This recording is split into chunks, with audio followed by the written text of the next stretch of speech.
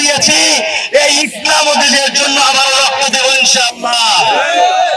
সবার প্রতি অনুরোধ থাকবে, সনাতন ভাইদের প্রতি অনুরোধ থাকবে, আপনাদের যারা শিক্ষিত সমাজ, আপনারা আমাদের ভাই, আপনারা কখনো পার্শ্ববর্তী দেশের নিতে পা দিবেন না। আমরা একই এই দেশ গড়ব ইনশাআল্লাহ, এবং এই ইসলামের বিরুদ্ধে আমরা সবাই ঐক্যবদ্ধ হয়ে রাজপথে থাকবো ইনশাআল্লাহ। এ বলে আমি আমার সবচেয়ে বক্তব্য করে উপস্থিত সকলকে ধন্যবাদ জানিয়ে শুরু করছি। প্রিয় উপস্থিতি, প্রিয় বরিশাল বিশ্ববিদ্যালয়ের শিক্ষার্থীবৃন্দ, আপনারা জানেন ইসকন একটি সন্ত্রাসী সংগঠন।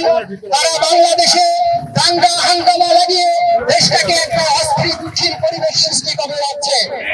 প্রিয় উপস্থিতি, আপনারা জানেন ফ্যাসিবাদ বিদায় হয়েছে বাংলাদেশ থেকে, কিন্তু ফ্যাসিবাদের কিছু দোষর তারা ইসকনের মধ্যে ঢুকে পড়ে আবার বাংলাদেশে হিন্দু মুসলমানদের মধ্যে এক ধরনের দাঙ্গা বাজিয়ে সেই দেশটাকে অস্থিতিশীল করতে চায়। কিন্তু আমরা শক্ত হাতের প্রতিবাদ করব ইনশাআল্লাহ। প্রিয় উপস্থিতি, আপনারা জানেন সনাতন ধর্মাবলম্বীদের সাথে আমাদের কোনো সংঘর্ষ নেই। তারা আমাদের ভাই, আমরা তাদের সাথে একসাথে থাকি, একসাথে চলি, একসাথে বিশ্ববিদ্যালয় পাঠশালা অংশগ্রহণ করি।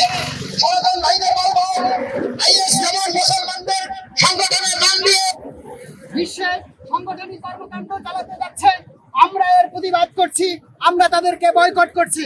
ঠিক, ইসকনকেও আপনারা বয়কট করুন। আপনাদের কোন সংগঠন নয়, তারা ইন্ডিয়ার মদতপুষ্ট, তাকে তারা অস্থিতিশীল বানাতে চায়।